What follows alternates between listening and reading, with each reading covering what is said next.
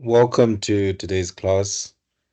I'll be going through the memorandum for practical 7.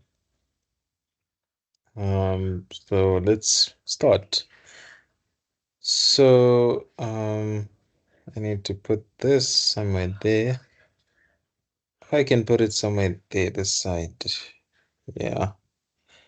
So let's see. The marketing department of a well-known game development has approached you to help them develop a status plate generating application. The company would like to use the application to help. So it generates a status plate. That's its main purpose. The company would like to use the application to help them promote the new expansion of their hero selection. The company is well known for its grand openings, and this time they would like to print custom status plates at the premiere of the new heroes to promote the new heroes, right? The application promoters would like you to write, they would like you to write the following classes to be created. A hero is created with a name and a base damage value, which is determined by the derived classes of the hero, attacker, druid, fairy. Each hero starts with the full health and entered and the entered experience value. Okay. The new heroes that are being released, a tank and a wizard. Okay, so we have different heroes of derived classes of the hero. So basically, I think the hero here is going to be the base class because they did say that the derived classes of the hero. So that means there is a hero base class. If I'm not mistaken, yeah, there is. Um, the new heroes that are being released, a tank and a wizard. A tank has an attribute which provides him an armor value, and wizard had a magic point pool which has a max limit as well. Each one of these attributes are unique to the hero or character, right? At the event, the game company will have a range of demo PCs set up with the latest hero, and each attendee will have a chance to play the game before receiving a free copy of the expansion after the event. After each demo, the attendee has the chance to have the status plate of his character printed for him or her to take home as a souvenir. The application is meant to handle the request for these status plates and will have to capture the information and store it in a file for the company to process them later. So as you can see, we have file handling in place. So for you guys, it's a bit straightforward than computer science. Yeah, it's a bit straightforward. Yeah, it is. Even if you say blah blah blah, yeah, it's not that easy. It is easy. Trust me. C++, it's way harder than this, and they don't even tell you a lot of things. You have to figure it out. They just tell you, okay, it inherits from that. That's it. Then here it's structured very well. So let's talk a bit about classes, right? I forgot to delete this. Uh, so Notepad, and then let me delete Notepad. LMN, then uninstall, uninstall.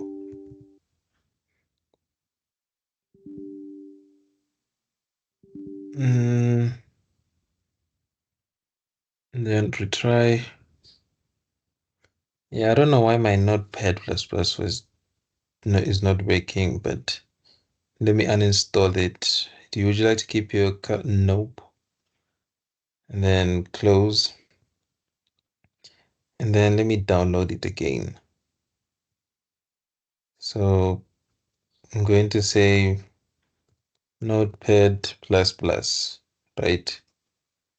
And then enter here. And then I want this one. Oh, I want this one. And then click on installer. And then there it is. And then install. Then I'm gonna close this since I have it now.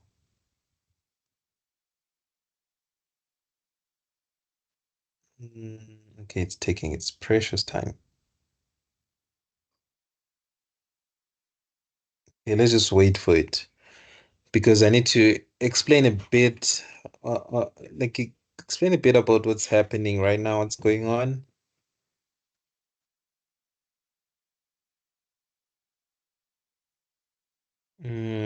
Okay, it's really taking its time.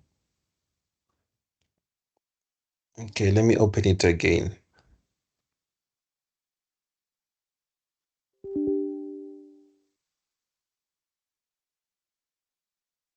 Okay, there we go. Okay, and then close, and then finish, then nope. Okay, so let's continue. So close, and then I'm gonna zoom in, and then under, so I'm gonna put this aside, and then under language, I'm gonna choose Visual Basic because we're coding in Visual Basic.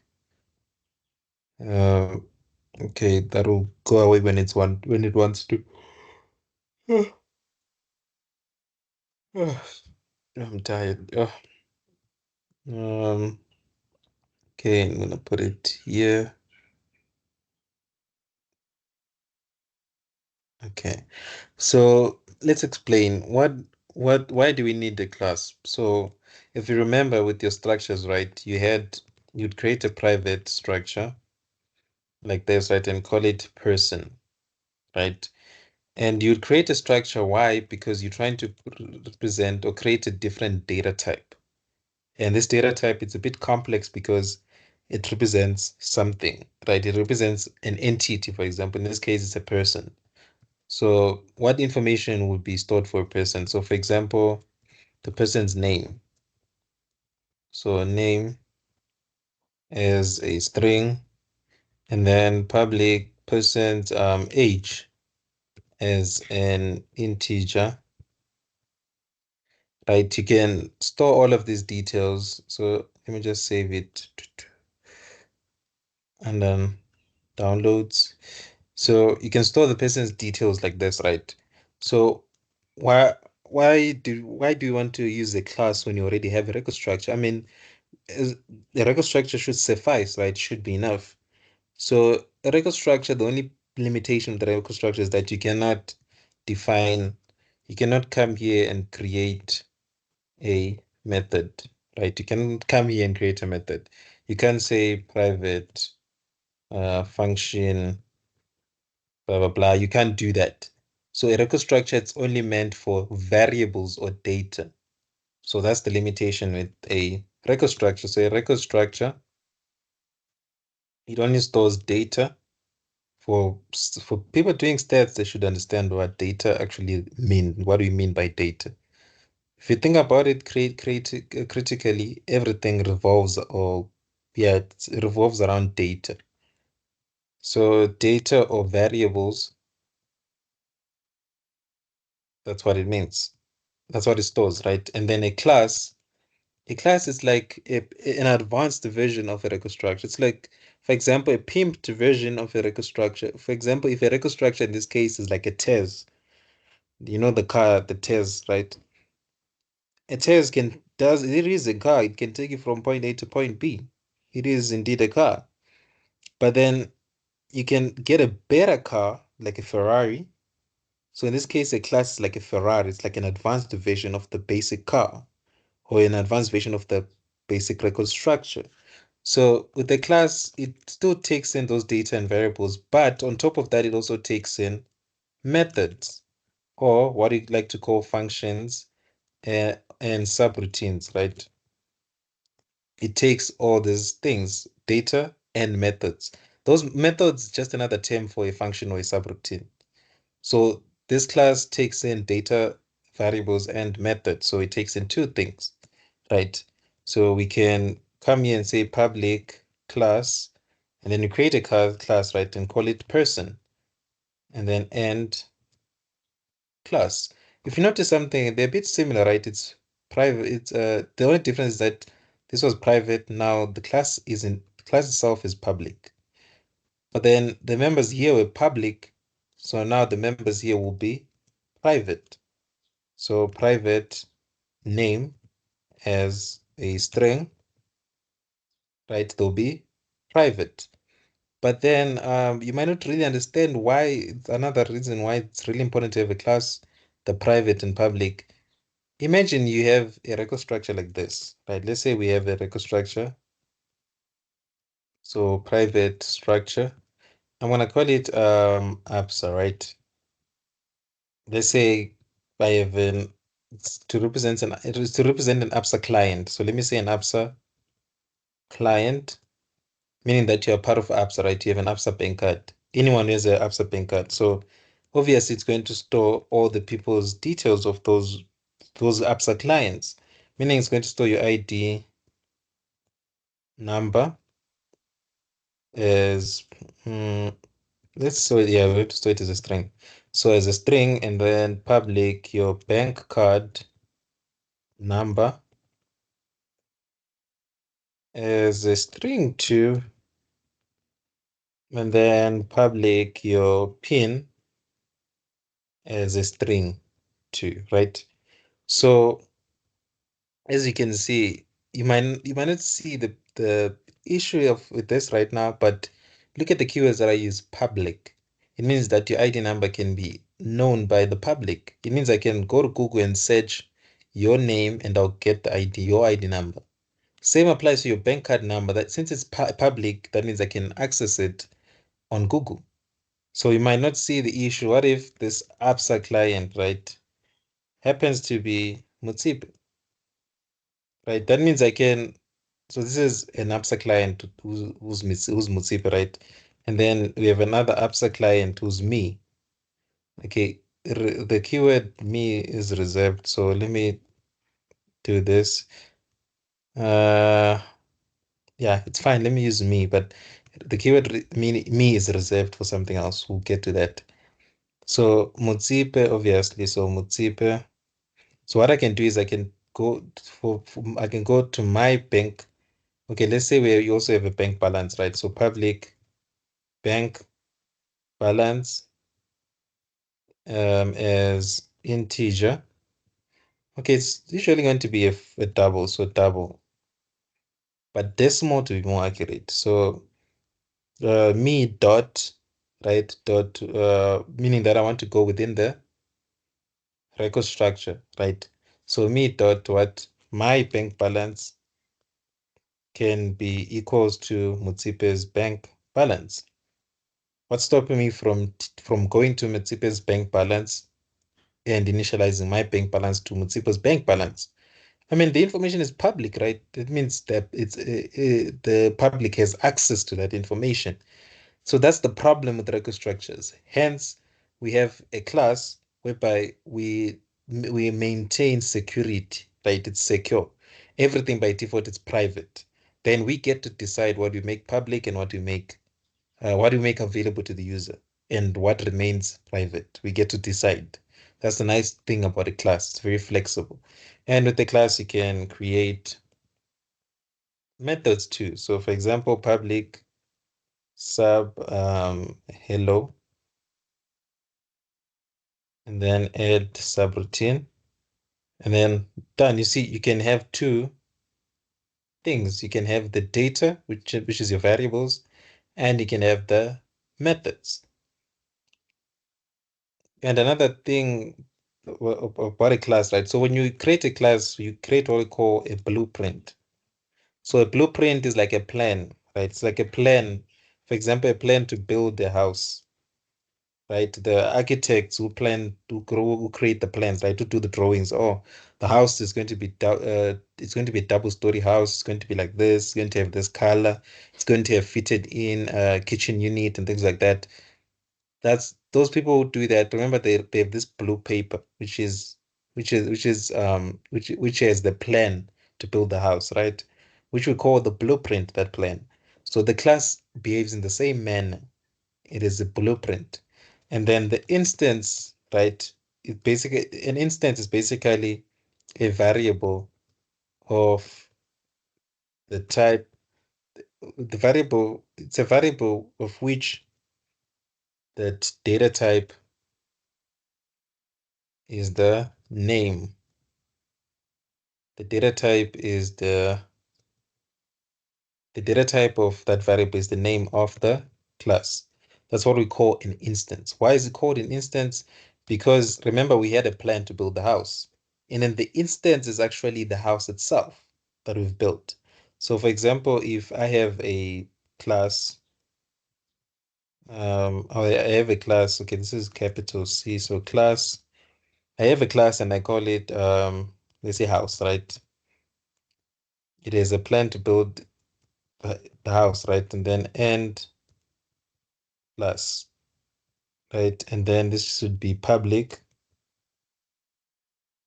And then obviously to build the house, you can have colors and things like that, but let me leave it empty. So this house as it is, like when this class, when it's created, we call this a blueprint, which is actually you planning or the plan to build that house. And then the instance, which is the actual house, is you creating a variable and the data type is the name of that class. So house, let's say house one, something like this. So this would be now the actual house, the physical house. So you've built the house, you've put this plan or this blueprint into action. So that's pretty much what we're going to do here. We're going to work with these instances, right? So another word for instance, it's called an object. If you did physics, you know what objects are, or science in general, you know what objects are. But objects isn't it physical or tangible thing, right? So for example, your watch or your laptop or the door or anything that you can see, of which you can use all your five senses. We could say that that's a physical object. So since we have a bit of understanding of what's going on, let's open Visual Studio. I will use Visual Studio 2022. Hopefully it runs on your side. I don't have time to be using that 2019 version because now I kept deleting and installing and deleting and installing. I was like, you know what? Let me just stick to 2022. So let me create a new project, right? So this is practical 7 memo, right? Which is a past paper, but it's practical 7. So hopefully, I hope I have Visual Basic. Okay, yeah, I do have. I thought I didn't have. So I'm gonna click on Visual Basic and then platforms, right? The platform is Windows because I wanna build for Windows, and then the type is desktop. I think it's desktop, right? Desktop. There we go. So Windows Forms app, but I want the one with .NET framework, right? This one over here. So Windows Form app .NET framework. And then next, and then I give it a name. So this is what practical 7 memo, right? But then I need to write which module. So informatics 1B practical 7 memo. And then I need to add a 2024 date just to help me remember. And then I'm going to save this project on desktop so that it's easier to find. And then I'm going to select place solution and project in the same directory so that it's easier to find your solution file. So I suggest you also select that. And then I'm going to press on create. And then it's going to load. You know how Visual Studio is. So you need to be patient. So there we go. We have our Visual Studio. I think I don't have VJ Grid. Let me go to my toolbox. Okay, so my toolbox is not appearing. So let me do this. So view, toolbox, and then pin. Right, so there's my toolbox. Okay, still loading, right? But I don't recall having UJ Grid. So I need to download UJ Grid. So if resources, informatics resources, and then under informatics one, I download the UJ Grid. So I'm going to close this, and then I need to add my UJ Grid DLL. So I'm going to unzip this. So extract all, right? And then do this. And then I have my, okay, it's quite a lot of folders. So let me do this again.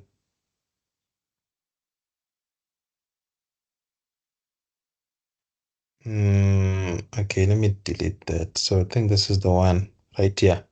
So this is the DLL. So I'm going to cut this and put it under C drive, right? Just put it under C drive in that folder as it is. And then I'm going to go to my code blocks, go to my toolbox, and then I'm going to right click on my toolbox and say choose items because I need to add this DLL to my Visual Studio. So there it is, it's loading.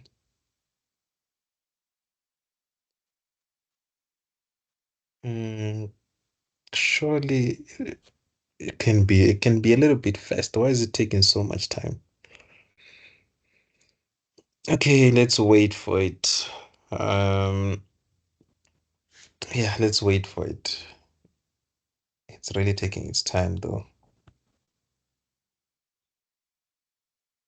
Still loading the items. So let's see what we have so far. Okay, this is a bit straightforward. By the level of hero is determined by the square root of the experience. Yeah, so they're really testing you a lot in this practical. So yeah, it's not too bad, but it's quite a lot of things that are being tested.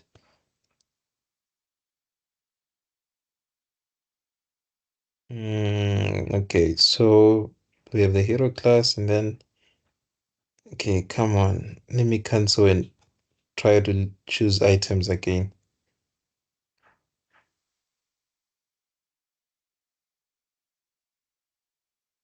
Why does it? This thing is usually very fast.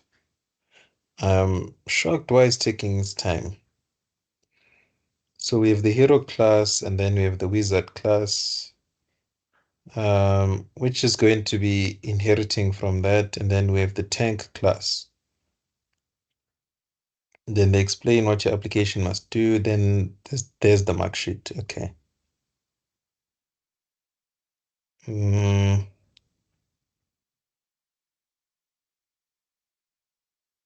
okay, it's not bad. It's really not bad.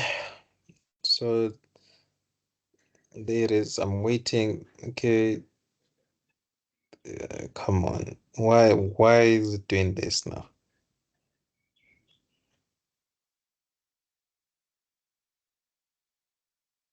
You see now time is being wasted. Mm, okay, it's 25 minutes. Okay, there it is now. Now it's loading. So let's wait for the bit to load, then I'll add the DLL and then we continue. Because if and the thing is, it doesn't open, so I have to wait for it to finish before I can move on. Yeah, I thought I did include the UJ grid. I guess I was too focused on C++, Com Sci 1B students. That was my main focus.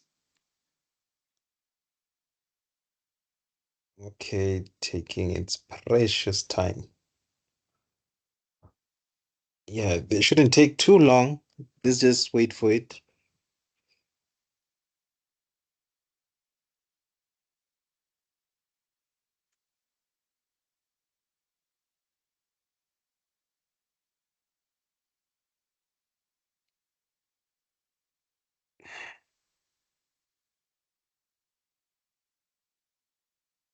Okay, it's almost there. It's reaching the halfway mark. Then we'll start. So the videos are going to be quite long. I think each video is going to be roughly 2 hours. I might have three videos or more. I think max should be three if each video is like 2 hours long. So there it is. These are the ones that are already there. So I want to add my own. So I'm gonna go to browse, right? And then go to where you've saved that UJ folder, which is this, and then you select the DLL. It even says here at the bottom that you can only select a DLL, a DLL, or an executable. And then click OK, and then it will warn you, blah, blah. Then say yes, you accept. And then make sure it's selected here. You see mine is selected by default. Then OK. And then it should appear on the left panel. Then now, okay, now it's selecting it. Now what we need is to add the class, right? So to add the class, you must go to Solution Explorer, right? For you guys, it's usually in the right panel on the right hand side. And then you're gonna right click and say add, right? You can say add new item. You can do that, or you can go straight down to add a new class. So I want to add a new class, so I can click on class, and then it's going to take me straight to class. And make sure that on the top right corner there's that VB keyword, because you can add a wrong class, like a C# class. So be careful. And then the class will be called hero. Remember, when you create your class, you use synonym, use or not synonym, what is nouns? Use a noun, and it's one word. Don't use a plural like heroes. That's wrong. Can even get wronged for that. So you just name it hero, and then you click add, and then it adds your class. And then remember, we need to always add our option statements. And then option infer off, and then option strict on, and then option explicit on, right? And then we can add our variables, right? So this is when you add variables within a class, we call them, and they're private, but and there's no they don't have the static, they don't have that shared keyword. If they don't have the shared keyword, we call them instance variables. So instance variables, meaning that they depend on an instant in order to be used. Meaning that I need to create a hero object or an instance in order for me to use these variables. So remember what the rule is. They must be private by default. And they did tell you quite a lot. They did tell you everything you actually need here. So they say you should take in a name, a string, which is each hero has a name that is chosen by the users. So it is a name. So remember, when you have a class, right? By convention, or we basically just use an underscore to name our variables, so that that underscore is very useful, so that when we create a function that takes in a parameter with that exact same name, that underscore would distinguish or help the Visual Basic to know, okay, this is the variable within my class, and the other variable is the variable that I'm getting from the function or from the user. So as a string, right, as a string, and then the health level is an integer, which is between 0 and 100. That between 0 and 100, they're not just saying it for fun. They want you to validate those values to make sure that they're valid.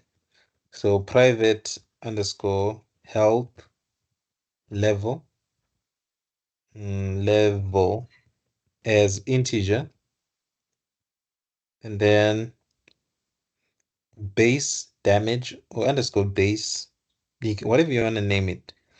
I'll call it underscore base damage in full. So private underscore base damage as what is the actual type? It's integer. So as an integer, and then experience as an integer.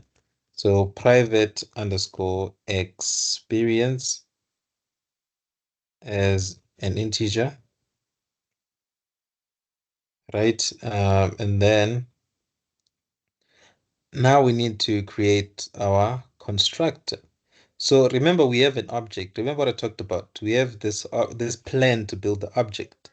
So this plan to build the object, remember this plan needs builders, right? It needs people to build the object. So those builders are sometimes called constructors. So constructors, those are the builders. How do you create a constructor? You say public sub new and then end subroutine. Why am I saying sub? Because a constructor is basically a function, but it's a special kind of a function.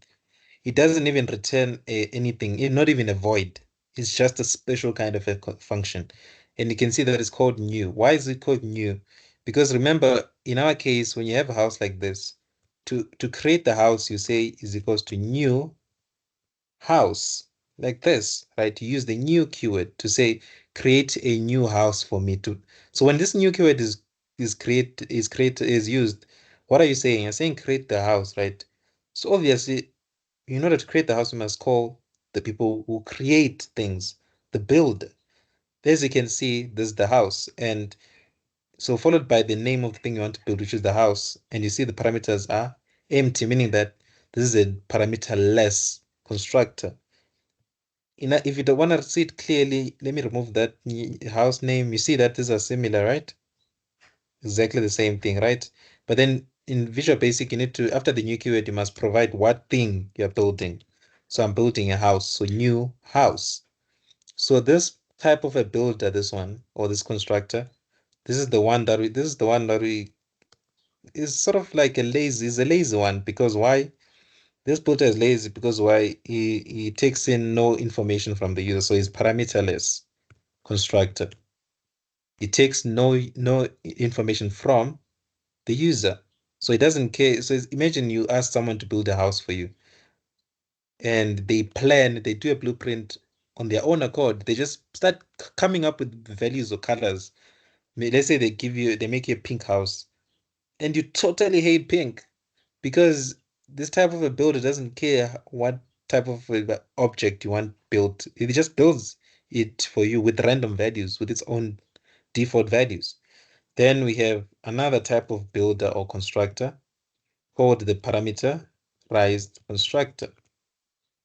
This one takes in parameters, meaning that we do ask the user what type of what type of house should it be built. So let's say, for example, this house has a color, so underscore color as a string, right? So it has a color. Well, what color do you want the house to be? And then private underscore n stories, meaning the number of stories. Should it be a double story, a triple story? How many stories should it have? So this parameterized constructor, what it does, remember these variables are private, meaning they cannot be accessed. So the way to initialize them, since they can be accessed, we know we haven't talked about properties yet, but in order for them to us to initialize them, to at least give them an initial value, we do that via the constructor. So this constructor will take in a color as a string, and it also take in so this will be um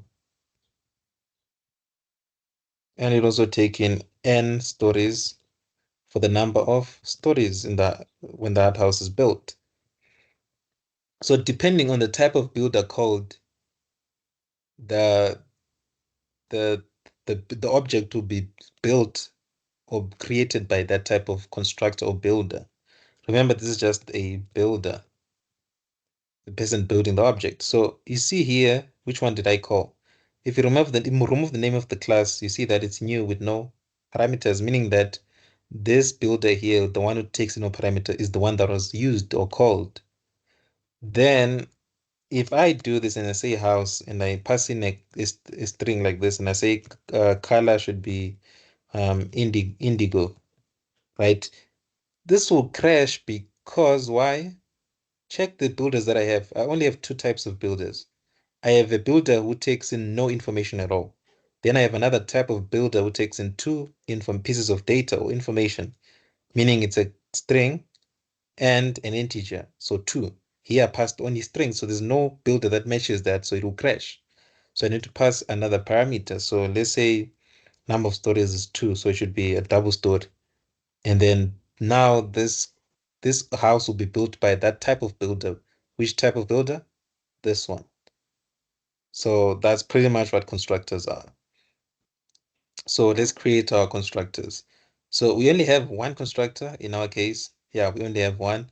So you should take in the parameters name, base damage, and experience. So that means the health is not taken. So it takes in the name, base damage, and experience. So let's do that. So I'm going to create my constructor. And then I'm going to say public sub new, right? And then it should take in 3 types of information. So it's going to take in name. Now you start to understand why we use underscores. You see this name, if you hadn't used an underscore, the Visual Basic will get confused that which name are you referring to. Hence, we use an underscore there. So name as string. And then since I don't want it to go in one line, I want it to go downwards, like vertically. I'm going to say comma and then space, and then I put an underscore, and then I press enter. When I press enter, it's gonna move straight, it's gonna align and move straight right here. So I'm gonna press enter, and then you see it moves straight there. And then I'm gonna, okay, the health level, they don't want that. So base damage as integer, and then comma, space, underscore, press enter, and then experience as an integer. Okay, experience as an integer. So this is all the parameters that we need. And then what will the constructor do? So the constructor will set the name base damage for the hero based on the provided information. So that means we're initializing our private member variables. Remember, our private member variables are private, so they should be initialized. So I'm going to say underscore name. Okay, let me teach you something quick. If I removed that underscore, right? So now Visual Basic will be confused. If I say name is equals to name, right, like this, Visual Basic will get confused, like which name is this one? Is it the one that's here, or it's the one that's being passed as a parameter? It gets confused. It's allowed, right? You could name them the exact same way, but then to avoid the confusion, remember that me keyword that I was talking about. Each object, right? Remember, hero is an object. It's a physical thing. Remember, Superman isn't Superman physical. He's a hero. It's physical, right? It's a physical thing. So, well, he's a physical person or physical living object. That's the point I'm trying to make.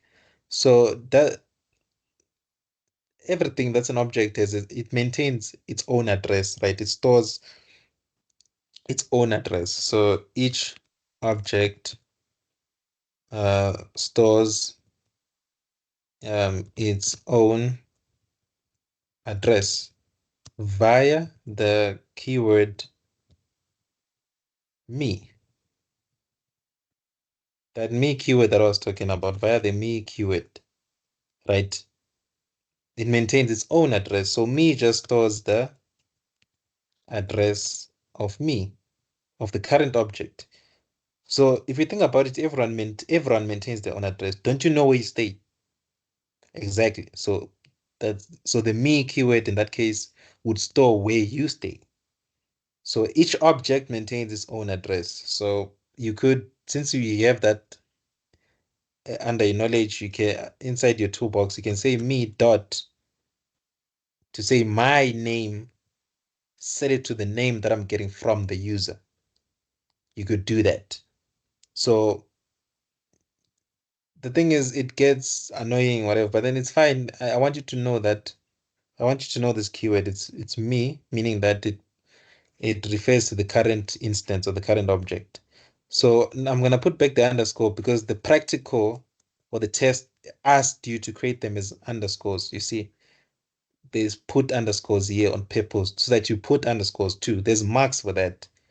Everything is marks. You need to be very careful, follow every single instruction.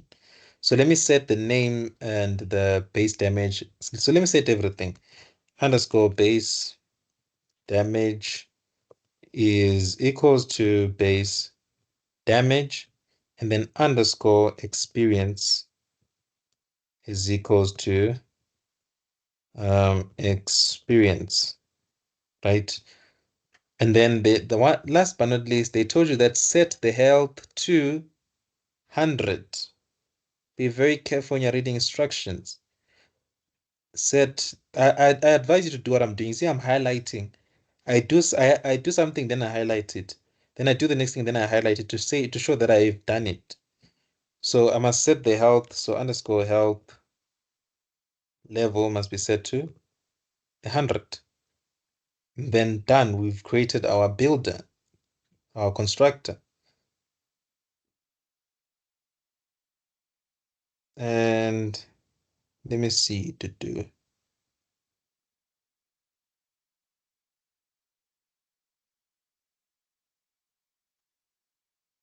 Okay, so these are the methods. Oh, so these are the methods. The validation.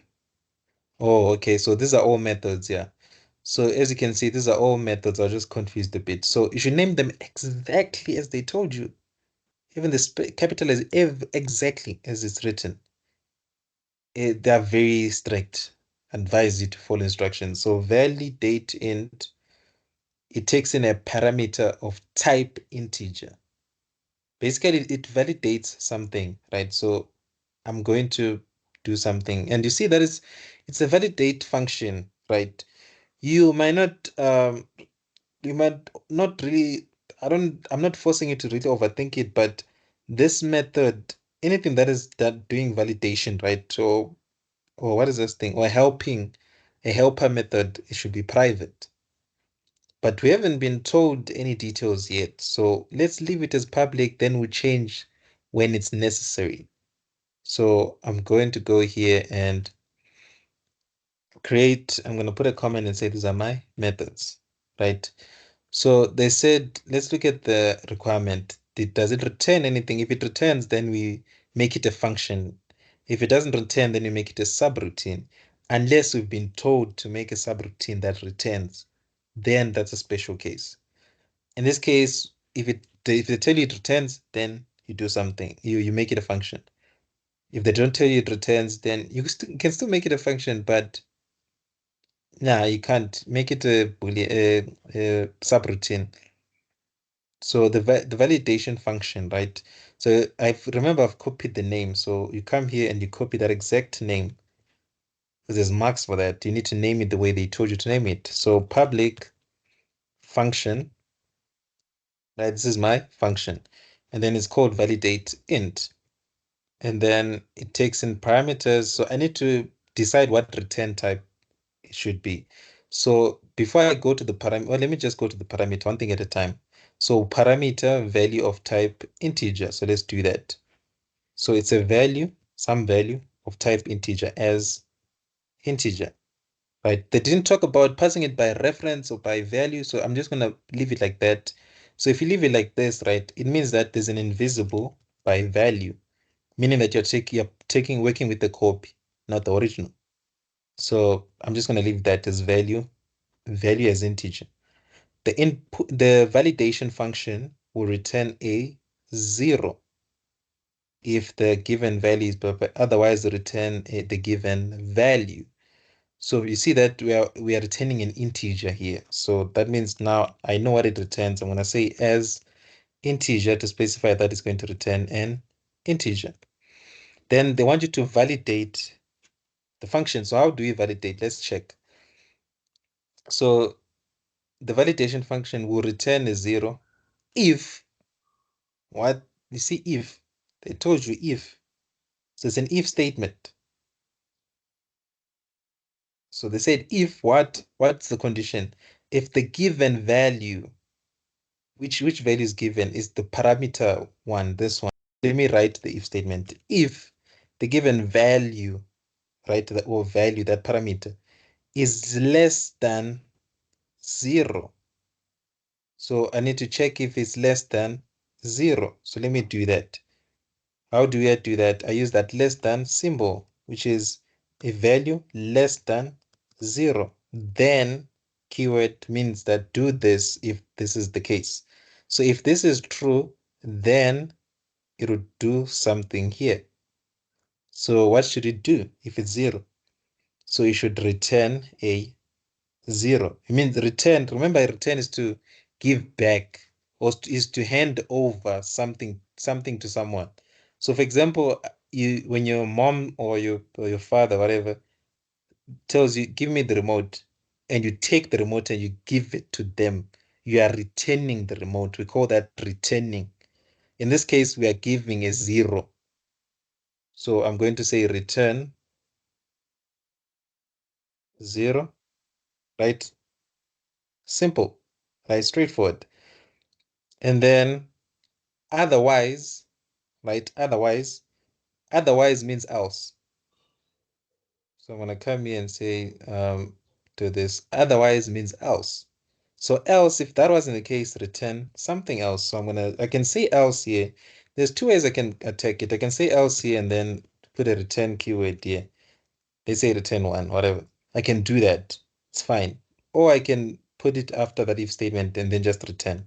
So in this case, I'm gonna do it the else way. So they say else or otherwise in Visual Basic, the otherwise key, the, the when you say otherwise in Visual Basic, we call it else. So otherwise it will return the given value. So just give back the value that you got if it's not less than 0. If it's not less than 0, meaning that it's positive. So if it's positive, then it's valid. So we just return back that value and then done. That's pretty much what you have to do. And then we scroll down, we're done with that implementation. So this is done. So I'll just underline everything that's done. So this is done, right? Only on my methods, I'll underline the ones that I've implemented. Then we need to create a receive damage. So I'm gonna copy it. And then look at something interesting here. In this explanation about receive damage, did they talk about returning? Nope. So it's a subroutine. So I know that I have to make it a subroutine. So public sub receive damage. Then there we go. Let's see if it takes in a parameter. Receive damage parameter value of type integer. Yes, it does take in an integer or a parameter. So I'm gonna call it value again, value as integer. You might be like, why value and value here? Are they the same value? No, they're not. Just remember within it, when you create a parameter within that function, right? It means that the parameter exists only within the function. That's called local scope. It exists only within this function. So after here, it's like value never existed. The moment it sees end function, the value keyword, this one does not exist anymore. It starts existing after the as integer part, meaning only within the function. So hence I can you reuse the same name. It's fine. But just know these are different values. Then they told you that you check if the hero is still alive, right? Then reduce the health by the provided value. So since is alive is not implemented yet, I need to implement it. So I need to now I'm forced to go down to is alive because you see, there's no variable called is alive here.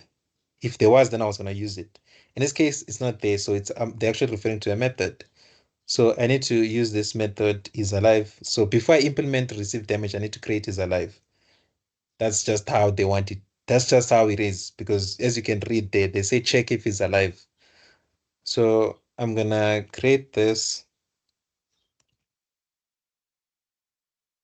So since is alive is used here, you see, that's where they want you to use common sense. Since is alive is used in this method, that means is alive is actually a helper method, right? It doesn't mean that means that it doesn't need to be known publicly. So is alive or make it private. So it's a helper method because it's called within another method. Why would you call something public within something else that's public? It makes no sense. You have to make it private. And then they said return, so it's a function. So private function is alive, and they said return a boolean as boolean. So return a boolean true if the hero has a health of value larger greater than 0. So one thing at a time. So return a boolean value true. So they say return true, right? When what is what? If, you see, there's an if again. So if the hero, so I need to do an if statement. So I'm gonna go down here and say if the hero's health, so it's underscore health level is greater than 0, then return true. That's what they said. If you read it again, if the hero has a health that's larger than 0, it didn't say that's at least 0 and higher. If they said at least 0 and above, that means greater than or equals to. In this case, they didn't say that. They just said it's greater or larger than 0, so greater than 0.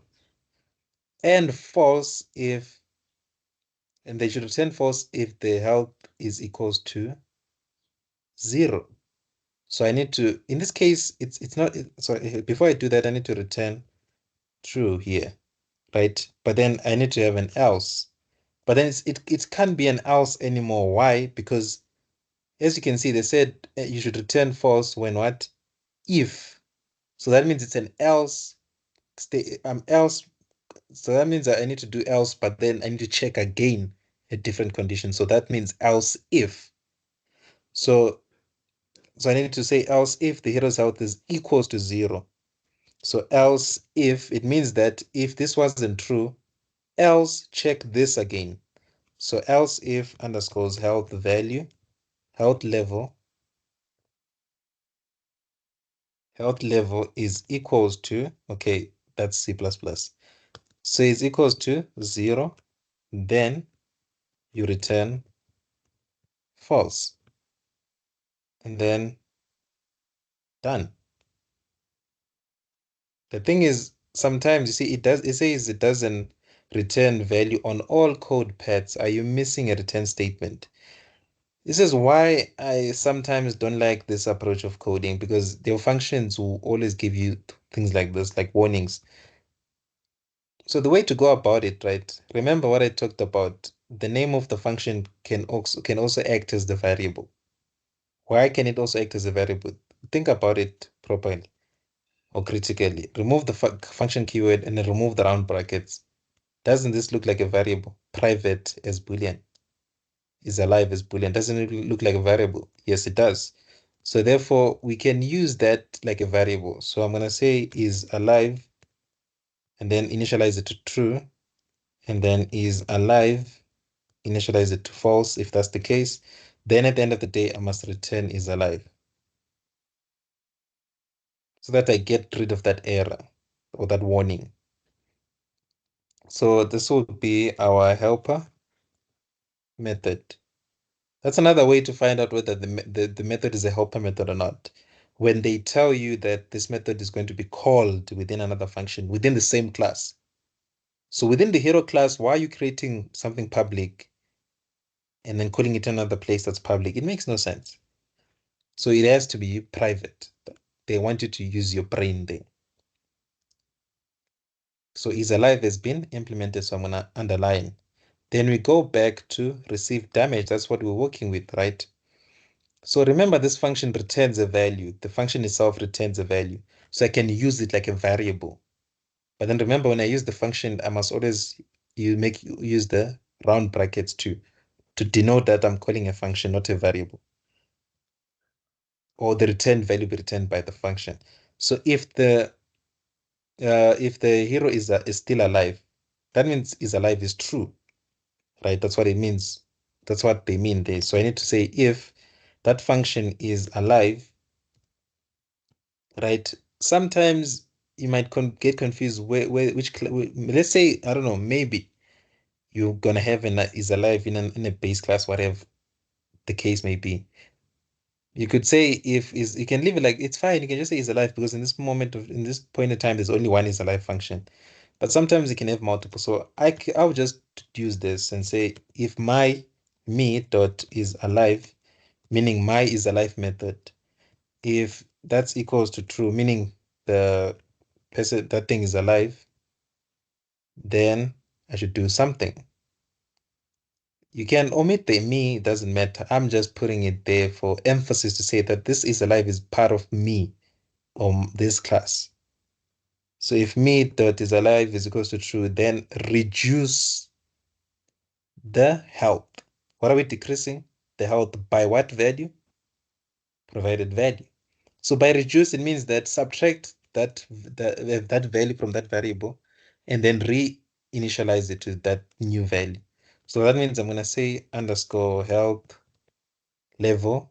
Is it health or mixing them out? Yeah, it's health is equals to underscore health level minus this value over here, right? So minus that value and then done. They didn't say anything else. Yeah, so yeah, they didn't say anything else. So that means that means if he's not alive, nothing happens. You see what's going on here? If he's not alive, then nothing happens. So because we only have one if statement, one condition to check. So which is very good. So we understood the question very well. We are on the right track. So receive damage has been implemented successfully. So I'm going to underline that. Then I'm going to have heal method. So I need to call it exactly that.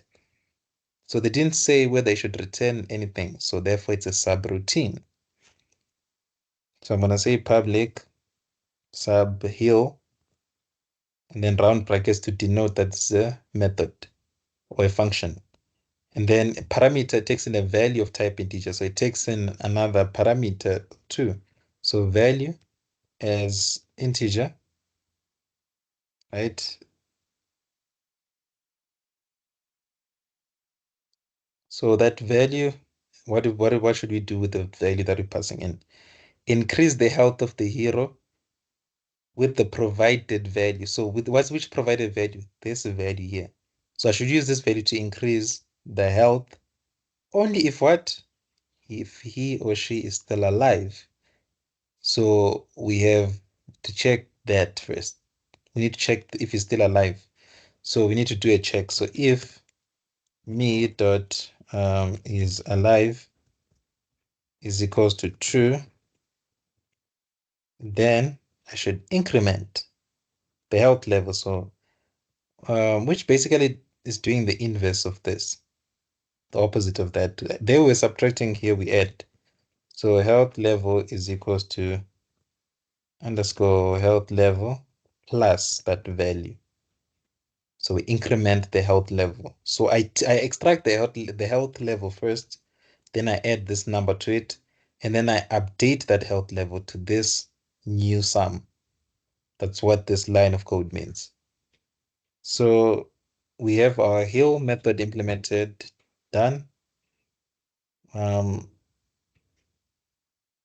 then let me underline it to underline. So we are done implementing the method. So now I'm going to implement the other one, determine damage. I don't know why they named it like this. I think they forgot an A. Yeah, they clearly forgot an A here. So it's called determine damage info. So this function returns an integer that must be overridden by the derived classes. So they tell you that it does return something. So that means this is a different type of function, right? Remember this, we always have two types of functions. So let me create it. So we always have two types of functions that must be overridden. So there's always two types of functions that must be overridden. So by overridden, right? Overridden just means that you delete whatever was there and put your own implementation. That's what override means. So delete what's there, put your own things. That's what it means. So there's two types. There's the normal way where we use the keyword overrideable, like this. Then there's the other one called must override. So what's the difference? So the difference, overrideable means that it's optional to override. I didn't know there's the optional keyword in VB. So it's optional to override, or another word is to redefine. For those doing C++, this is where you use virtual. Overrideable, it means that this is just a virtual function. Must override means that it's pure virtual. So that's why I say these things are similar. Yeah, you guys are actually doing the same module, different syntax. It's like you're learning, um, let's say, Pedi and Sotho at the same time, or Zulu and Xhosa at the same time. It's very same thing, similar but slight variation, very slight variation. So that means it's optional, right? That means you can choose to override it or you can choose not to override it. It's optional, right? And then must override meaning that it's a must. The keyword is must. Look at the keyword itself. It even has the word must. It means you must override it. It's a must for you to override or redefine. So by redefine, it simply means that if you have, let's say this was the overrideable function, it means you need to redeclare it inside the child class. That's what redefining means. If it's overrideable, that means it's optional. You can redefine it or not. You can choose to or not. That's up to you. This function returns an integer that must be overridden by the derived classes. So let me create it. So it returns an integer, which is in this case it can be any integer because at the end of the day, right, it doesn't matter what integer you return. We're going to override it. So I'm going to use the keyword override. So it's a normal function, right? So let me create it normally to show you how it would look. So it would be like this, right? It returns an integer, so as integer. And then let me also write this so that for those doing C++, they know what I mean. So this is pure virtual. And then this must return an integer. So it can return any integer. So let me just say return 0. But then that integer must be overridden, right? So this function should be overridable, mean that it can be overridable. For example, um, yeah, I feel like it's a bit self-explanatory. Overridable, meaning that you're able to override it, but it's optional. You are able to. There's this thing, there's that keyword able, right? You're able. Remember, able is like it's not mandatory. Here there's a must. It means that it must be overridden. Remember, when the class is a must overridden method, that means the class becomes a must inherit. It needs the must inherit keyword. Must inherit in C++, we call that abstract. The class becomes abstract. So by abstract, it means that it's incomplete. It has missing code. If you remember how you create a must override function, you don't implement anything, right?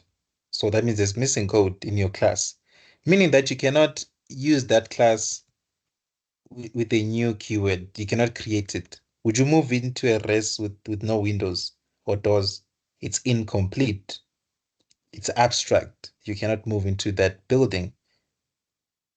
Hence, they don't tell you that, they tell you that the race is still, it's not available yet. Apply for next year. Okay, I need to create, I forgot to rename, it's damage, not DMG, damage, determine damage. And then we're done with that function. Remember, it will be implemented in the child classes. We don't have to worry about it now. So I'm going to underline to say that it's complete, and then determine level. So I'm gonna use determine level. This can be a bit tricky if you don't know Visual Basic, but I'll explain to you how to always go about it. So the level of the hero is determined by the square root of the experience. So they say it's determined,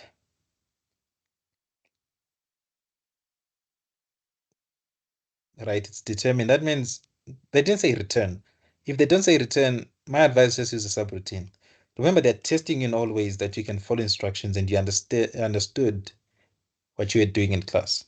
So public sub, it doesn't take in any parameters. So that's good. And then they said we should calculate the level. They said the level of the hero is determined by the square root of the experience. So the level, it's weird. Let me see. Or each hero has a health level. So I'm assuming this is the same level, that health level and the level they're talking about down there. Yeah, I think that's the same level. Yeah. So we're trying to calculate that level. So the health level. Oh no, it's not the same. No, it's not the same. You see the output here.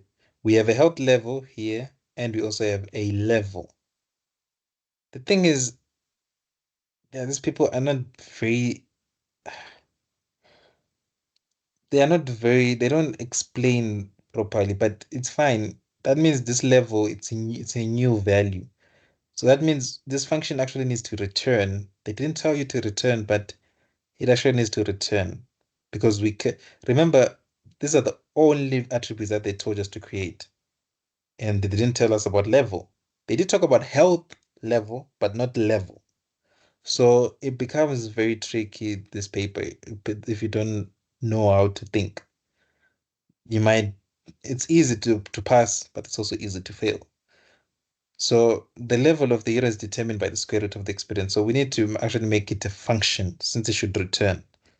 So function, and then if you check here, I'm using a square root. Remember, square root, if you remember mathematically, remember when you go to UJ, you entered with your metric results, right?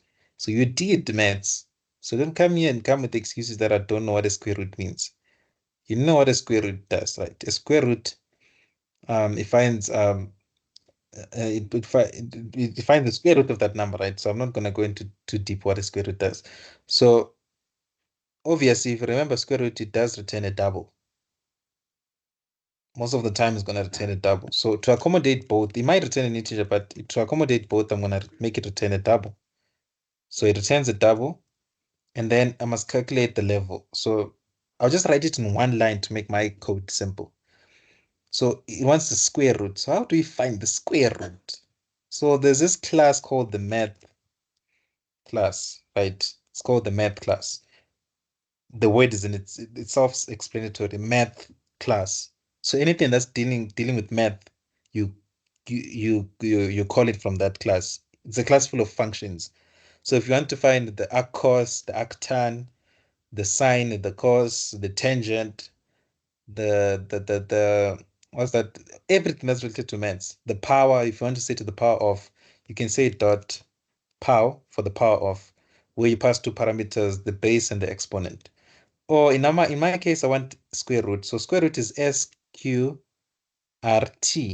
Square root. You see, it's even written, returns the square root of a specified number. So SQRT of what? I want the square root of what? Experience. So I need to pass the experience within that function, underscore experience. But then I need to return that result. So return that experience, that square root of the experience. And then if you wanted to, you could, like, let me not put that because some students be like, ah, no, you're now taking it too far. Let me just leave it. Let me not talk about that, what I was about to talk about. So we have this class, right? We need to create the display method. So this display method is meant to just display, so it's a subroutine. Most of the time, it will just be a subroutine. Yeah, it will just be a subroutine. So I'll create it as a subroutine. There's no way where it says return that. Yeah. For those doing C++, this function that I'm about to create right now called display, it's actually the same as to ppm function, right? Or the stream insertion operator. That's literally what this function is similar to. So for those doing C++, you should know this is what this function mimics. But then let's check what it's supposed to return. It might be a function. Let's just double check. You see, this function will output the following multi-line string. So they told you it's a multi-line string, right? So multi-line string, it's a string. So that means the function must return a string. So it's actually a function. So let me make it a function now. Now I know that it is indeed a function as string. Remember that function, it returns a string too, right? The 2 ppm. You see, this thing's exactly the same. It's exactly the same module that you're doing. The only difference is syntax. Remember here for math, you'd say standard std colon sqrt, right? To get that square root function, which is also called sqrt here. Exactly the same thing. And you'd include the cmath library. It's exactly the same thing. So I want this string as array, so I'm gonna copy it. Okay, so the one quick thing, very quick thing, the determine level, right? You see the level, it is being displayed here, right? There's the level here. So technically, we do not actually need to make it public, the determine level. I can scroll down and see the tank with the highest, blah, blah, blah. You must display all the information. Yeah, there's no, yeah, I'll just make it private. There's no way where you use the determine level. So I'll just make it private because I'll just, at the end of the day, I'll call the display method to display. So that's why I'm saying I can just make it private. So it's up to you to make it private or not, but I think you should make it private, this determine level function. So this is the string that I want to display, right? So let me do this. So let me add the string in here and then do that.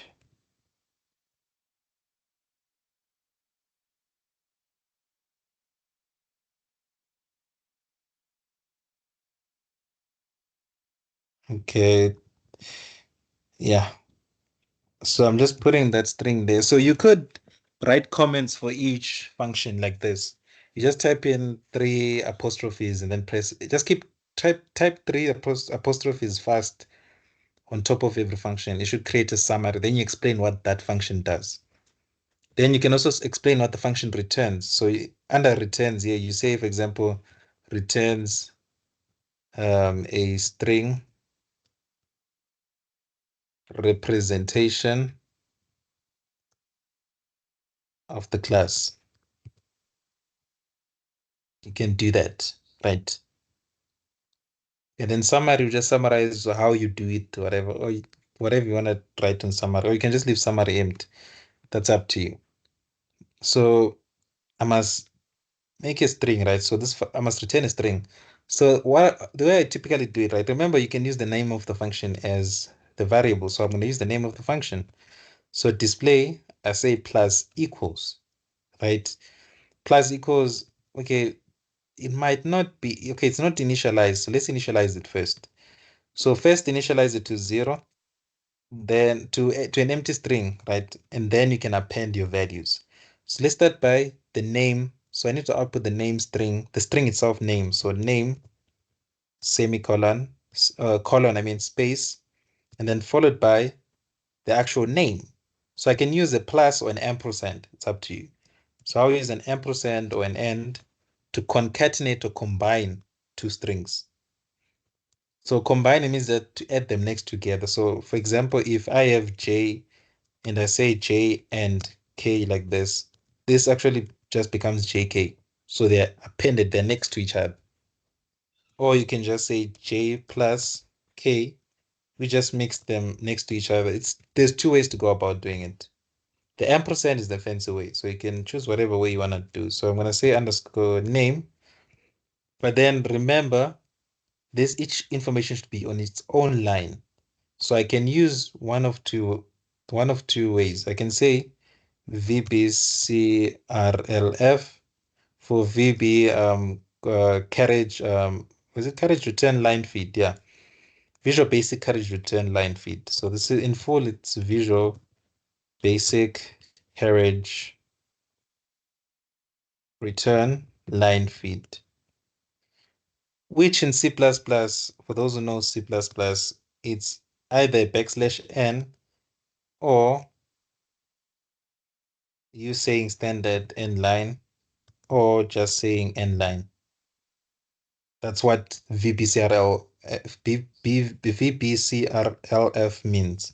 Or you can say environment. There's two ways. Or you can say environment dot new line. Whatever you like, whatever approach you like. I'll choose the environment dot new line. So and environment dot new line, right? And then after this, I need to also append the next line or the next thing, right? So I'm going to do this. Come on. You could also do this. You could also say and like this, right? Okay, you could also say and to make that string one instead of doing it separate. And then I do this. So this and it just means plus again. You remember you concatenating or combining the string into one string. All of the strings into one big string. That's what you were doing. And then I'm gonna say help level, and then and the actual help level. So underscore help level and environment dot new line and base damage. So base damage, right? And then and underscore base damage and environment dot new line and okay, base damage and then the level. So remember the level is not stored, right? So we have to call a method for it. So therefore I need to say and, but remember this is a string, right? This is a string. And we have options strict on whereby we need to cast ourselves. So remember this function determine level. That's the function I want to use, but it returns a double, right? It returns a double. But in this case, I don't know why they made it return an integer as an example here. It's returning an integer here, but it's fine. I'm gonna leave it as a double. Let me see. No, is it? I think yeah, the thing is the square root, you might get in a double value, so it's fine. So here I'm going to call my determine level. So I'm going to use the me keyword again here. So me, which is my, meaning the one within this class, dot determine level, append that to there. You could just leave it like this. It should hypothetically speaking convert it to a string. But we used, what is this? We used option strict on, so we need to cast ourselves. So I'm gonna cut this and then use control or CSTR to convert to a string and then put in the level. And then I append a environment dot new line, right? And I append the next thing. So what's the next thing? Is the determine damage, right? Meaning is the damage function, right? Is that damage function? So determine damage. And that means I need to call that function, mean that I need to convert it to a string again.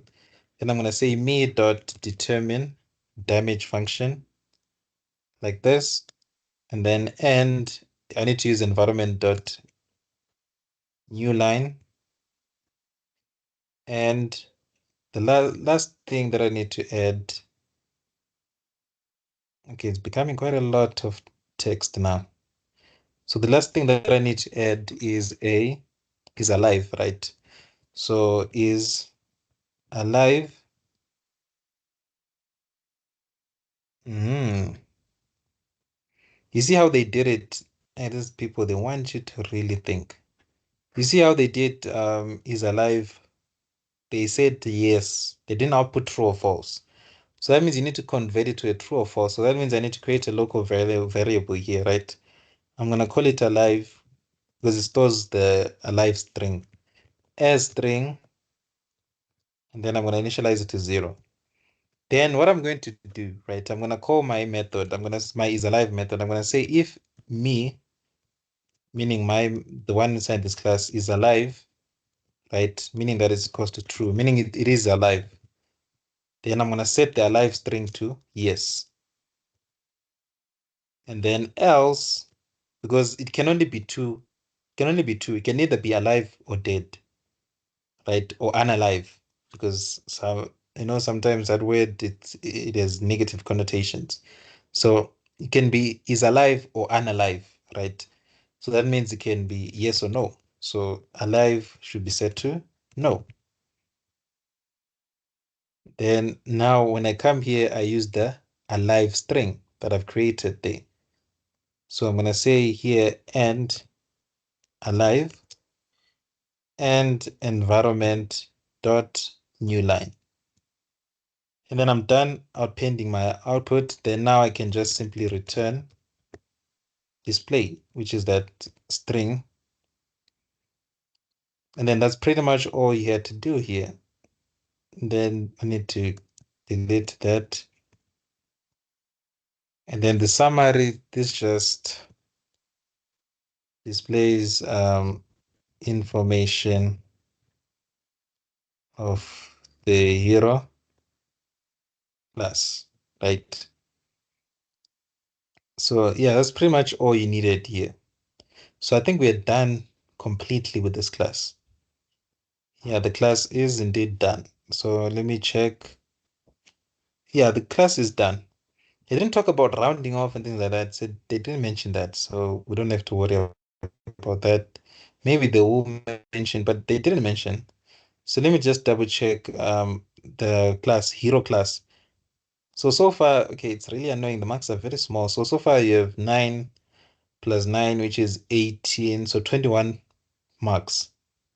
So you have 21 out of 110. Because this was 110, right? So you have 21 so far. So since you have 21 marks, there's still quite a long way to go. We need to also get the child classes. We need to also implement those. So since we have implemented, hmm, I see. Okay, it's not too bad, Sham. So I'm gonna underline this because I'm done with the display method. So I'm done with the base class. I'm not gonna go back to the display class, to the hero class. I've implemented everything, including the display function. So let me just see how many. Yeah, it's fine. I can push it to 2 hours. So let me create the other classes, right? So that at least in the next video, we can focus on the front end side, not front, what is this? The GUI part, meaning your form. We can focus on the form side once we go in the next video. Hopefully, we managed to finish everything now. Everything, including meaning the base class and the child classes. So I need to create a wizard class. It's called wizard. So I'm going to copy that name and then go to my file, and then I'm going to say Solution Explorer, and then right click and say add to add a new class, and then I'm gonna call it wizard. So where there's class one, replace that with wizard and then click add. And then remember we need to have our option statements. So option infer off, and then option explicit on, and then option strict on. And then we can create our variables, right? Okay, we haven't talked, okay, they didn't talk about, you see, they didn't tell you, yeah, here they didn't talk about a lot of things. They didn't tell you about property methods. Yeah, within the base class, they didn't talk about it, but we'll see if we need them. Let me see if they do need the subroutine increase. Yeah, they didn't talk about property methods. In this, only in this one, you must only answer the questions, right? Don't do your own things because you're gonna waste time answering questions that you're not asked, of which they're not worth any marks. So yeah. So wizard class says underscore magic points. It has that underscore. Don't forget the underscore. It's of type integer, which represents the amount of magic points the hero currently has. So let me create that. So remember, this will be our instance variables, right? So private underscore magic points as integer. And then the other one, it's max magic points. I assume this is the maximum magic points. Yeah, the maximum magic points a hero can have. So private underscore max magic points. Okay, I did copy it. Let me just paste it here as integer. And then we're obviously going to need a constructor, or else how we're going to construct or build the object. So we need a constructor for that. So constructor, it takes in the parameters. There they are. So if you notice something, our child classes, they take the same parameters as the base class, but they only extend or add that extra unique set of variables that are only unique or defined within that class, which is the same as in C++. So you should find that is for those doing C++, they should find that this is very similar. Those who are not doing C++ yet, good for you. You'll kill C++ next year, or it'll be a bit better than beginners because you already have experience in file handling, OOP, all those things. So we need to take in the exact same parameters as our base class. So I need to go there and do this and then put it here, the exact same parameters. But then remember, this is a child class. It adds extra information. So they told us to take in an extra piece of data, which is the max MP. So I'm going to call it max MP, like they said, or max magic points. It's max MP, so it's the max magic points. So max magic points. I'm going to call it magic points as integer. I'm going to write it in full, right? So remember, since we are going to do something called inheritance, let's talk about the access modifiers, right? Let's talk about these things called access modifiers. So we have three types. We have private, we have public, we have protected. So private, we've already discussed or established that private means that only you have access. It's private, it's like a secret, right? And then public, it means that everyone has access. Everyone has access. Yeah, there's public access. Yeah, it's for example, those berries that everyone can, you know, do the whoop-de-woo with. Yeah, they have public access. Think about them when you see public. And then protected means that it's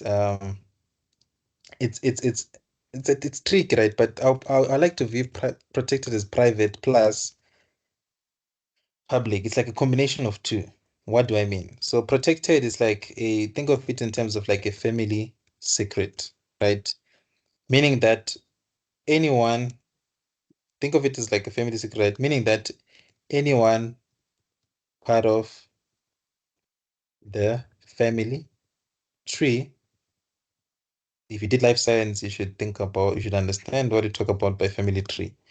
If anyone who's part of the family tree has public access, meaning to them it's sort of like it's public to them, right? That's what it means.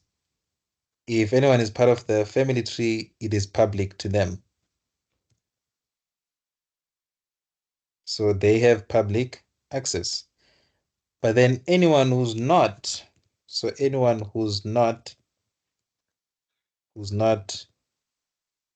part of the family has private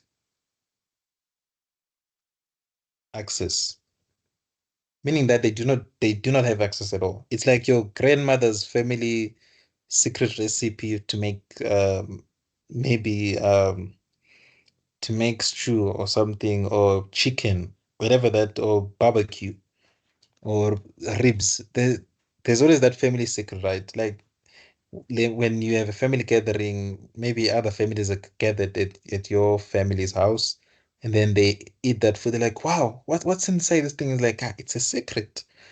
We can't tell. You can never know because it's a family secret. It's a secret recipe, right? If that means family secret or secret recipe, but then your granny will have to pass it down to one of you, whether it's her daughter or her granddaughter, should have to pass down that secret. But you see that it only goes down the family tree. It's part of the family tree. If you're outside the family tree, you're not related, you do not have access. So if you look at this, if you look at what this practical, right, this assignment, they say create a derived class. So derived class meaning that they inherit from somewhere, and they did tell you the new heroes that are being released, a tank and a wizard. A tank is an attribute that provides blah, blah. Each of these attributes are unique to that hero, whatever. But they did talk about inheritance. Where did they talk about it? Yeah, but it's supposed to inherit. But then if you check here, they say create the derived class. So all these are derived classes, meaning they're child classes. Remember, if you have inheritance, the the the the parent class is called the base class or the parent class. That's the base, right? And then any descendant of that base class is called a child class because obviously if you're a parent and you have a child, you've passed down something. So your child has inherited some features from you, but then your child has also unique features. For example, maybe you can cook and then you give birth to a child who can also cook, but then on top of cooking, your child can also sing. That singing is unique only to that specific child. And then you have another child who can dance. Maybe they can't even cook, but then they can dance. That means they haven't inherited that feature, but they've inherited some features. Maybe they have your eyes, they have your nose. So that's inheritance. So that means certain things should be kept protected. So that means since we're now going to have inheritance, all of this should be made protected. So protected because they'll still be safe. Remember, they'll be private if you're not a descendant. So I'm going to change this to protected. Protected. They'll be private if you're not a descendant of hero. So that means technically they're still private, but public to those who have access, meaning the descendant or the children of hero. So now I need to tells Visual Basic that this wizard is a child of hero. How do I tell it? Now we do what we call inheritance. So I inherit those features, right? So I say inherits hero, meaning that I inherit from hero. So now whatever hero has, I have access to it, everything, except things that are private, right? So remember what I said that this base class will inherit thing. We will need to make it protected. That means everything that is a private keyword should be made protected, even helper methods protected, so that the descendants, when they want access, they will have access to it. Yeah, so that's all that I did to change. So everything that's private should be changed to protected. And then if you notice something here, right? Look at this constructor. Doesn't it already take in the first three things that we already took, or don't you have another constructor that does that in our base class? Here. Yes, we do. So now how do we call that constructor? Remember, I am a child. So the parent, another word for my parent, it's called a base class or my base. So there's an actual keyword called my base. So you can say my base, meaning go to my base class. Since I inherit from a parent, go to my base class and then dot new and call and use that new keyword inside. And you see it knows whose base it is. It says hero dot new. And hero takes in 3 parameters. So I'm calling in C++, this is what we call constructor chaining, what that I'm doing here. For those who know C++, it's constructor chaining. So my base.new, taking what? That name, taking that base damage, taking that experience, which is the ones that are being passed here. But then there's this third one that's unique only to wizard. So after calling my base, you always call your base class constructor first before you do anything. If you try and do this, you see that it's going to crash. If you try and say max magic points is equals to max magic points, you see that it will crash. You see there's a warning here. It's saying that constructor call is valid only as the first statement. It even tells you that's how easy programming is. That's why lecturers they don't understand how you guys are failing, because it's straightforward. Even the computer gives you an error, tells you this, it has to be the first statement. So I need to cut this and then put it after that sub new keyword and then done. So you see that I've saved time. I've just called my base or my parent class via the my base keyword. And this my base keyword, you can call anything from variables, from functions, from constructors. You can call anything as long as you use the my base keyword. In Java, it's next year it's going to see in Java, it's called the super keyword. And then here I'm going to define my methods, right? So let's define my methods. So my methods, okay, constructor is still a method, right? But yeah, they told you that set magic points to the, oh, okay. So let's read. I didn't read, you see, very bad habit.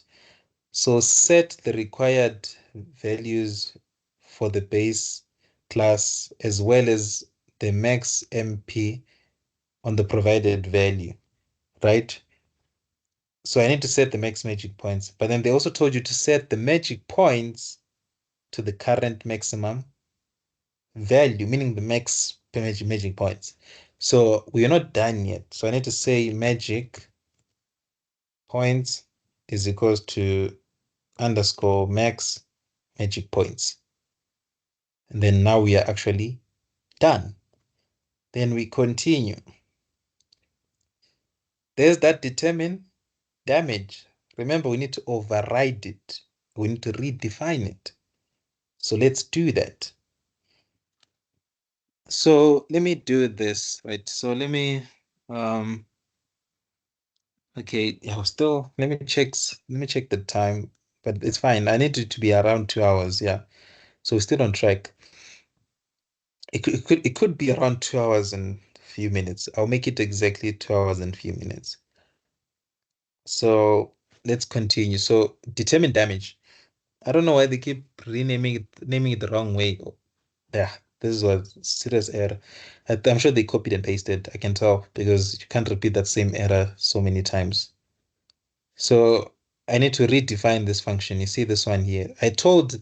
Remember I told Visual Basic that this function is overridable, meaning that it can be overridden, right? It can be redefined. So I'm gonna put it here, but then inside of my child classes, I don't say it's overridable again. I say now I override it, so overrides. meaning that I'm overwriting it. So I'm actually redefining it. Then I put my own code to redefine it. So that means that zero return zero gets thrown away. It's like it never existed.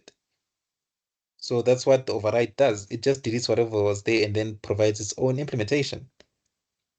So the damage of a wizard is base damage, right? Plus, remember base damage is where it's defined inside your base damage inside the base class. So I'm gonna have to use my base keyword. So the damage of a wizard, the formula is, so I'm gonna just return that formula. So return, then I go to my base. Remember my base keyword, you can call anything from your base class. Variables, instance variables, constructors, as you can see that I called a constructor here, or you can call your functions or methods or subroutines.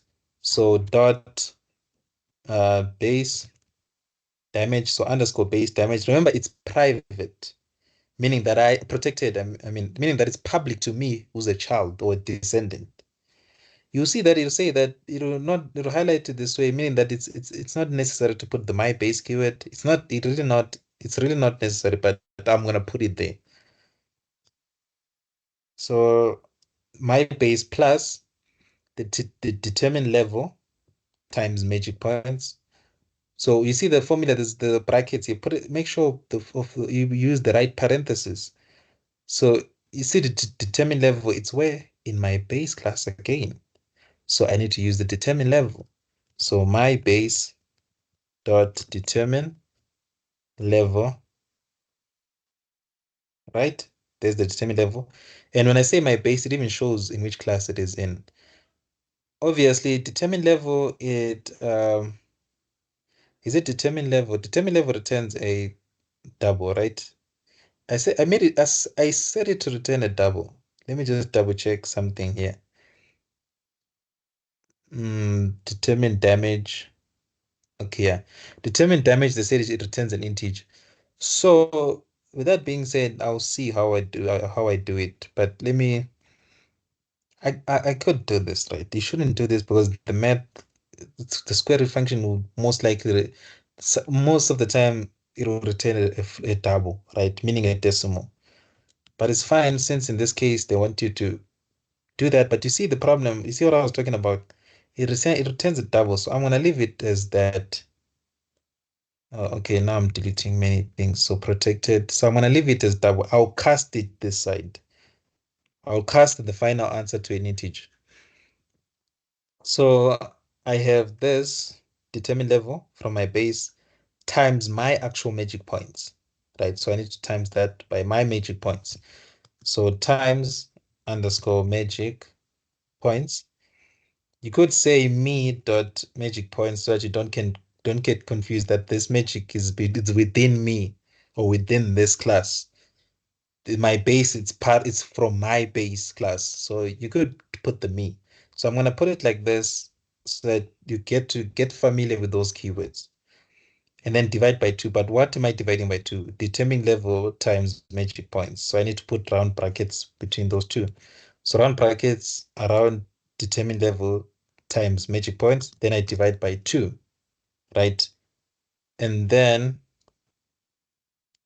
that result, I need to add it back to base damage. So I need to put round brackets again on this.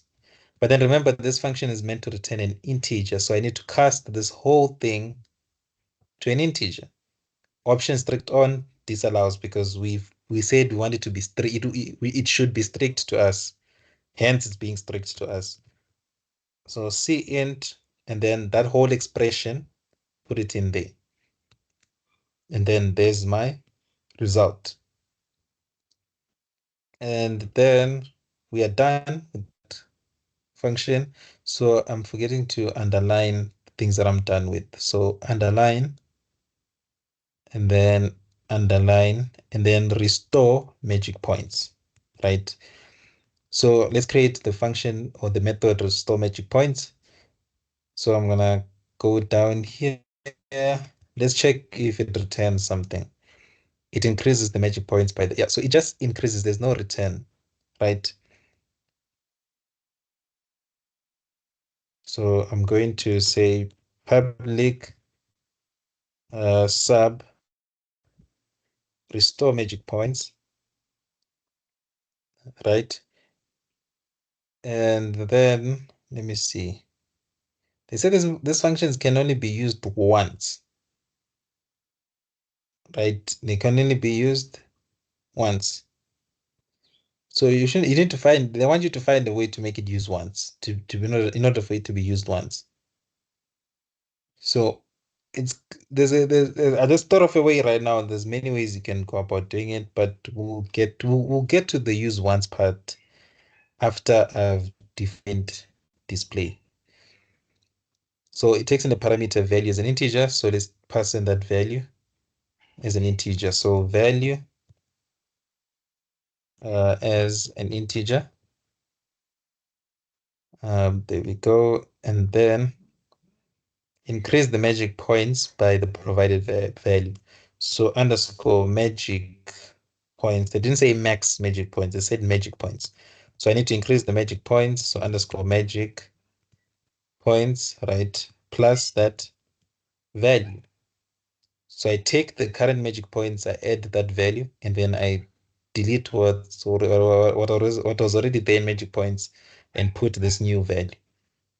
So you see that I'm repeating magic points keyword. Another shortcut or shorthand of doing this is to just say plus equals value. That's another shortcut.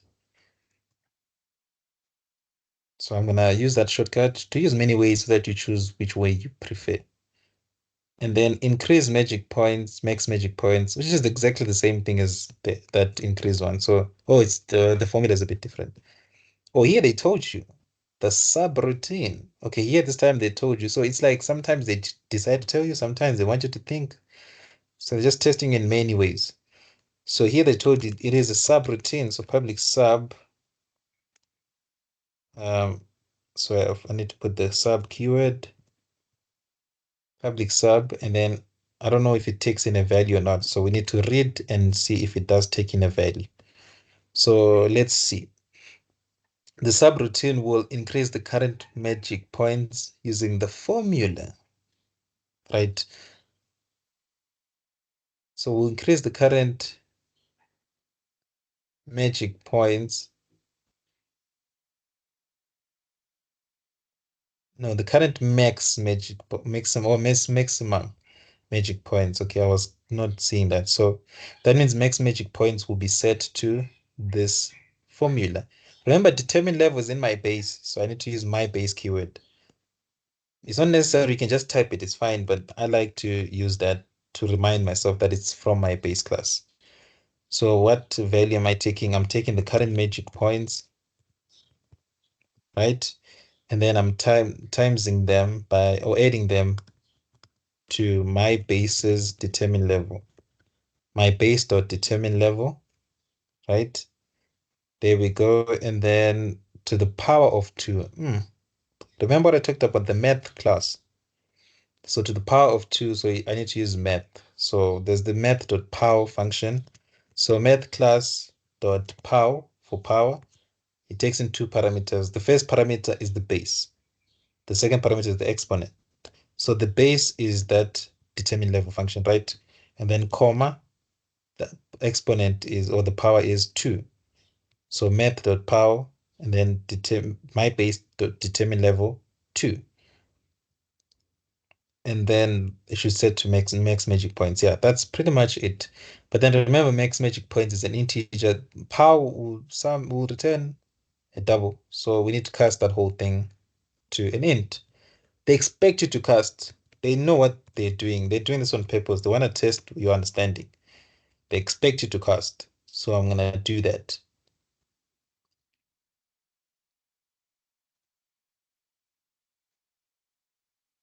Okay, so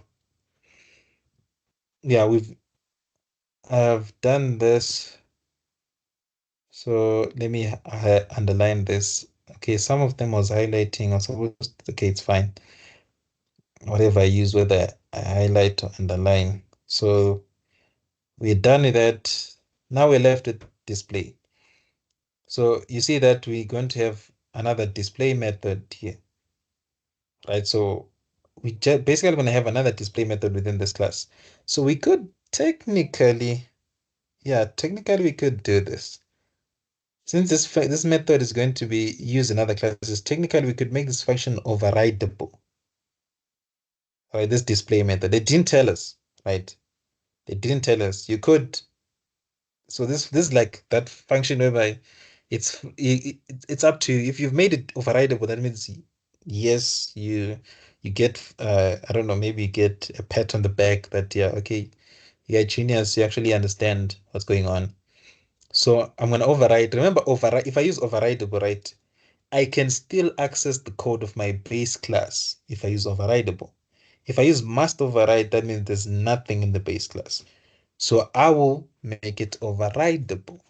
They didn't tell you, but I know that it's going to benefit me by making this function overrideable, meaning that it can be overridden since it's going to be redefined in the other classes either way. So that's why I'm making overrideable. Then I override it. So overrides, right? But then remember, it's supposed to return a string. So as string,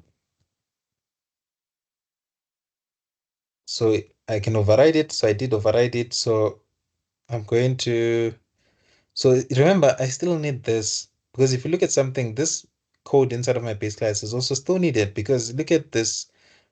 It displays name, health, level, base, level, determine. You see this part that I've highlighted, this one? It's within my base class. So I need that too. So before I do that, I need to display wizard at the top. So let's start by appending that wizard string.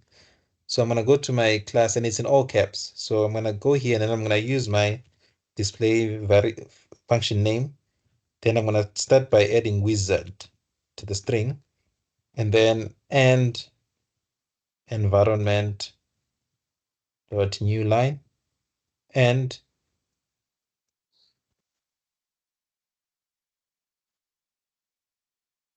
what else?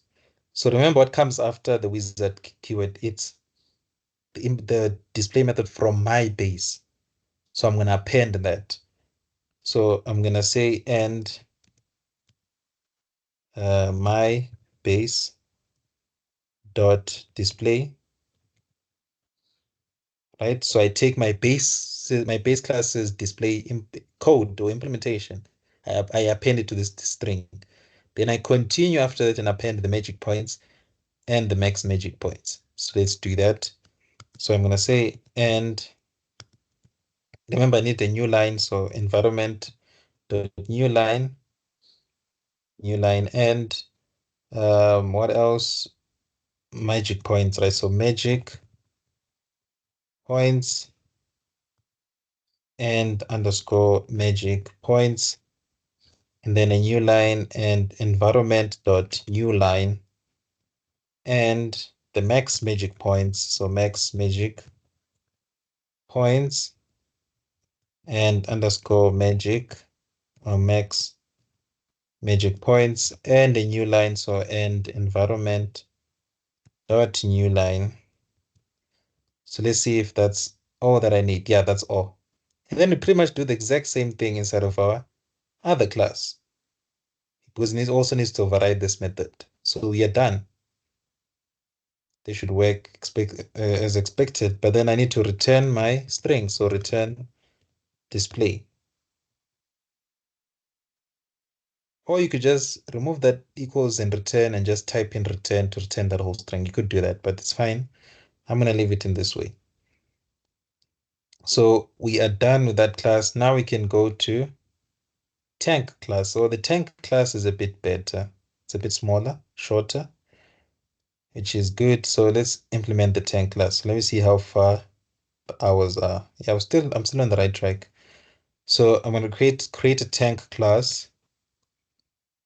So I'm going to go here and create a tank class. So Solution Explorer, then right click and say add, then add class. Then there's that class, and then I'm going to add a um, tank. So I'm going to call it tank because it's supposed to be called tank. And then I put my option statements, right? and then option strict on, option explicit on, and then option infer off, right? Because that's mandatory. And then before I do anything, I must not forget to do inheritance. So I'm going to say inherits from wizard, not from wizard. What am I saying? From hero. So it inherits from hero, and then I'm going to have my instance variables. Obviously, there's methods that I need to override, right? If you feel like you're going to forget, right, a lot of things, you must just, when you have that warning, just click here, and you can say generate the, you see how easy this thing is. You can say generate the constructor because it's missing a construct. So I'm just going to click generate, and you see that it generates the constructor for me, which is very, very convenient. So I'm going to copy that and then put it here because I already know it's similar to that other child class. The only thing that's extra is that extra parameter. So before I do that, let me create my instance variables.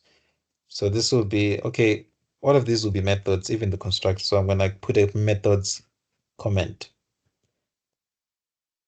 And then the variable is underscore armor, which is an integer. So I'm going to create it. Remember, it's private underscore armor as integer, right? So underscore armor is integer. And then here I'm going to pass the actual armor, right? Because you see that the constructor, they told you that it should take in the same parameters as from the base class, but with an extra parameter called armor. And then they told you to set the required values as needed for the base class, as well as the armor value provided. So I also need to initialize the armor. So I'm going to say, I'm going to add the armor as integer. And then you add any new statements after the call to your base class's constructor. So I'm going to say underscore armor is equals to armor, right? And then let's see the methods that we require to do is the determine damage, which is an overridable method, right? So I need to go to hero and then just copy that determine damage method because I don't want to think too much in terms of typing and try to remember what return type and things like that. So overrides, it now overrides that method or redefines it. In C++, that this is a virtual, this is you using the override keyword on a virtual method, on a method that's pure virtual in your base class. This is the same. You see, it's the same word even. Here just plural overrides. In C++, it's override. So you see that it's actually the same module. If you sit down and think about it, it's exactly the same module. So the damage of a tank is the base damage, which is inside of my base class. So I need to use my base keyword. So return my base dot underscore base damage divided by 2, if I'm not mistaken. That's what they said here. Yeah. Then that result, so I need to put brackets. Remember, BODMAS, brackets of division, multiplication, addition, and subtraction. So if you want it to focus on a specific thing, you put brackets for emphasis. So multiplied by determine level, which is also in my base class. So multiplied by my base dot determine level, which both of these operations return a double. So I need to copy this whole expression and then return cint function, which takes an expression, then I paste that expression, then it casts that expression to an integer because this function returns an integer. And then we are done. Okay, so let me underline. So I'm done with the constructor. I'm done with this. So let's do the defend method. So it's a function. They told you here, straightforward. So it's a function that returns armor times determine level. So I need to create a function. So public function right? Which returns armor times determine level. Remember, determine level is a double, so I'll just force this method to use a double. I don't want to be casting. So return what formula armor times the determine level inside of my base class. So my base dot determine level. And then we are done. They didn't tell you about it doesn't take in any parameter. They didn't say it takes in any parameters. So the answer is going to have no parameters. Then last but not least, the display method, which we need to override. So let's override it. So I'm gonna go here and then I'm gonna copy from there to there. Then go back to tank class, put that method, and then I need to use the overrides keyword, right? To say that I'm overriding it. And then I'm gonna use the display string or the name of the function. I'm gonna put in the keyword tank first because remember that's the requirement. And I'm gonna put a new line character or move it to the next line. And then after the tank keyword, you see that what comes after is the display method from my base class.